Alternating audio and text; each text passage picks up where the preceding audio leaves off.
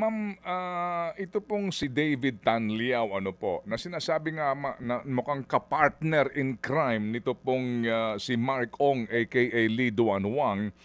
Meron din report ng PNP, ito ho kasi yung pangunahing suspect sa kidnapping nga po ni Anson Ke. And dito po sa record ng PNP ha, nakadalawa ito palang attempt, no, yung PSA para ho doon sa kanyang series, ano din, yung pamimeke ng dokumento para maging Pilipino, no? And then marami na siyang kaso na kinakaharap pala, kidnapping, etc. Pero na-issuehan pa siya ng lisensya ng barel ng PNP.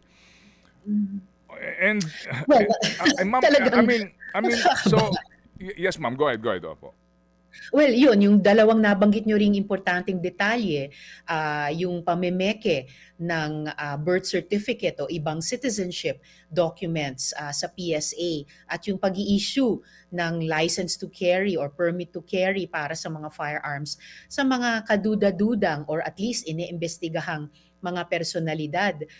Mukhang nako-connect the dots natin, Sir Ted, mula nung POGO investigations dahil yan din ay mga concerns na ni-raise noon sa PSA at sa PNP sa iba't ibang mga POGO personalities noon, pati nga kung maalala ko kay Tony Tony Yang.